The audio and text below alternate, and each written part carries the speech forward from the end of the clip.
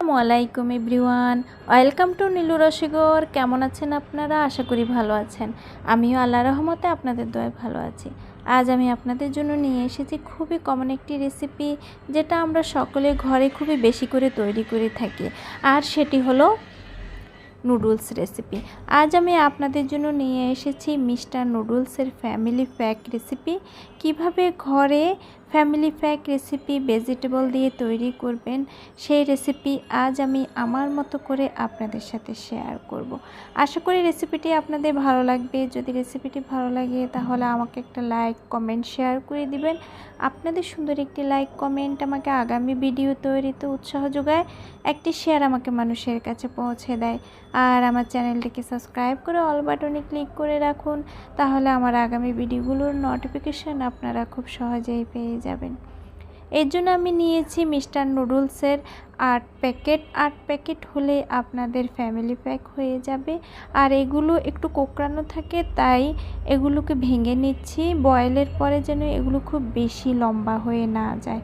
বেশি লম্বা হলে কিন্তু নুডলস খেতে অসুবিধা হয়। আর নুডলসের ভিতরে থাকে এরকম মশলার প্যাকেট। এই মশলার প্যাকেটগুলো রান্নার সময় দিতে দেরি হয়, তাই আমি সুবিধার জন্য এগুলোকে একটা বাটির মধ্যে কেটে নিচ্ছি। আর নিয়েছি হাফ কাপ পরিমাণ পেঁয়াজ কুচি, 1 কাপ পরিমাণ স্প্রিং অনিয়ন, এগুলো শীতকালে বেশি পাওয়া যায়। নিয়েছি 1 কাপ পরিমাণ গাজর, নিয়েছি 1.5 কাপ পরিমাণ পাতাকপি, আর নিয়েছি হাফ কাপ পরিমাণ বিফ কিমা। আপনারা থাকলে দিবেন, না হলে স্কিপ করবেন। হাতের কাছে যে সবজি পাওয়া যায় সেটাই ব্যবহার করবেন। নিয়েছি হাফ কাপ মটরশুঁটি, আর নিচে 2টো ডিম, এগুলোকে আমি ভেজে নিব। আর নিয়েছি স্বাদ মতো লবণ, আর নিলাম সেই মশলাগুলো। চুলায় চলে এসেছি। চুলায় আমি আগেই পানি বসিয়ে রেখেছি, পরিমাণ মতো দিয়ে দিয়েছি একটু তেল, যেন বয়েল হওয়ার পরে নুডলসের মধ্যে কোনো স্টিকি ভাব না থাকে সেই জন্য।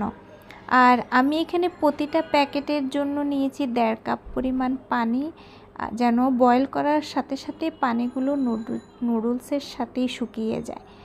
যখন নুডলস বয়েল হয়ে গিয়েছে, আমি আলাদা একটা ট্রের মধ্যে নুডলসগুলোকে ঢেলে রেখেছি একটু ঠান্ডা হওয়ার জন্য। একটু ঠান্ডা করে যদি নুডলসকে ফ্রাই করা হয়, তাহলে এর স্টিকি ভাবটা থাকে না, নুডলস অনেক ঝরঝরে হয়। চুলায় আবার কড়াই বসিয়ে দিয়েছি, তেল দিয়ে দিচ্ছি 1/3 কাপ পরিমাণ, পেঁয়াজ দিয়ে দিচ্ছি হাফ কাপ। এগুলোকে আমি ভেজে নেব একটু সফট হয়ে যাওয়া পর্যন্ত। খুব বেশি তেল দিতে যাবেন না নুডলসে, এতে টেস্টটা ভালো লাগে না, খেতে একটু ভালো লাগবে না। দিয়ে দিলাম আমি বিফ কিমাগুলো, এগুলোকে আমি একটু ভেজে নিচ্ছি।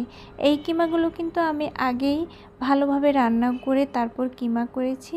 দিয়ে দিলাম গাজর, আমি একের পর এক ভেজিটেবলগুলো দিব, কারণ এক একটা ভেজিটেবলের বয়েলের ক্ষমতাটা একটু আলাদা। কোনোটা খুব তাড়াতাড়ি বয়েল হয়, আবার কোনোটা দেরিতে।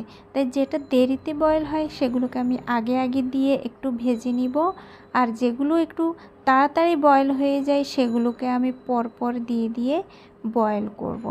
দিয়ে দিলাম ভেজিটেবলের জন্য স্বাদ মতো লবণ। নুডলসের জন্য আপনাকে লবণ ব্যবহার করতে হবে না, যেহেতু একটা মশলা দেওয়া হয় তার সাথে, সেই মশলার সাথেই সব কিছু দেওয়া আছে, অতিরিক্ত কোনো লবণের প্রয়োজন হয় না। আমি শুধু ভেজিটেবলের পরিমাণ অনুযায়ী লবণটা এখানে ব্যবহার করেছি। ভালোভাবে ভেজে নিয়েছি। এরপরে বয়েল করা নুডলসগুলোকে আমি এখন দিয়ে দিচ্ছি, দিয়ে সবজির সাথে মিক্স করে নিচ্ছি ভালোভাবে। আর দিয়ে দিচ্ছি সেই মশলাগুলো। দেখুন আমি একসাথে দিয়ে দিতে পেরেছি, প্যাকেটে থাকলে কিন্তু অনেকটাই টাইম লাগে। আর ডিমগুলোকে আমি আলাদা করে ভেজে তারপর নিয়েছি, এখন দিয়ে দিলাম ভাজার সময়। এগুলোকে সবগুলোকে আমি ভালোভাবে নুডলস আর ভেজিটেবল মিক্স করে নিচ্ছি একসাথে। এগুলোকে যদি ভালোভাবে মিক্স করে নেন তাহলে দেখতে অনেকটাই সুন্দর লাগে, আর খেতেও খুবই ভালো লাগে। আর এখানে দিয়ে দিচ্ছি আমি 1/3 কাপ পরিমাণ টমেটো সস। এই সসটা কিন্তু আমি আমার ঘরেই তৈরি করেছি, আর এই রেসিপি আমি আমার চ্যানেলে দিয়ে রেখেছি। আপনাদের যদি ইচ্ছে হয় আপনারা দেখে নিতে পারেন। আর এই সস কিন্তু ঘরে আপনারা 1 বছর ধরে সংরক্ষণ করতে পারবেন, সেই রেসিপি অনুযায়ী যদি আপনারা তৈরি করতে পারেন। কোনো সমস্যা হবে না।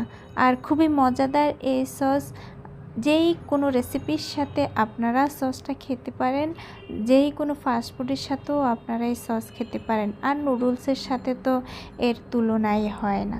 আমি ভালোভাবে ভেজিটেবলের সাথে নুডলসগুলো 5 থেকে 6 মিনিট ভেজে নিয়েছি। খুবই মজাদার রেসিপি, আশা করি আপনাদের রেসিপিটি ভালো লাগবে। এখন হয়ে গিয়েছে, এগুলোকে আমি এখন নামিয়ে ফেলবো। দেখুন কতটা সুন্দর হয়েছে। সমস্ত মশলাগুলো, ভেজিটেবলগুলো কিন্তু নুডলসের সাথে ভালোভাবে মিক্স করে নেবেন। এই অবস্থায় কিন্তু একেবারে হাই ফ্লেম দিবেন না, নিচে দিয়ে পুড়ে যাবে। মিডিয়াম ফ্লেমেই নুডলসগুলোকে ভেজে নিতে হবে। খুব সুস্বাদু এই নুডলস রেসিপি। আপনারা এই পরিমাণ নুডলস যদি তৈরি করেন তাহলে ঘরে অতিথি আপ্যায়নে এবং আপনাদের ফ্যামিলি মেম্বার খুব ভালোভাবেই খেতে পারবে। হয়ে গিয়েছে নুডলস। এখন আমি এগুলোকে একটা ডিশের মধ্যে সার্ভ করে আপনাদেরকে দেখাচ্ছি এগুলো কতটা সুন্দর হয়েছে। এই নুডলসগুলো দেখতে যত সুন্দর হয়েছে, খেতেও অনেকটা মজা হয়েছে। আপনারা এই নুডলস বাচ্চাদের টিফিনে দিতে পারেন, নিজেরা চায়ের সাথে খেতে পারেন। সকালে অনেকে ব্রেকফাস্টের সাথেও নুডলস খেয়ে থাকে। অতিথি আপ্যায়নে তো এর তুলনাই নেই। আশা করি আপনারা রেসিপিটি দেখে খুব সহজেই সুস্বাদু নুডলস রান্না করতে পারবেন এবং উপভোগ করতে পারবেন। আমার জন্য সবাই দোয়া করবেন, আমি যেন আপনাদের জন্য এরকম সহজ সহজ অনেক সুন্দর সুন্দর রেসিপি নিয়ে আসতে পারি। সবাই ভালো থাকবেন। আসসালামু আলাইকুম।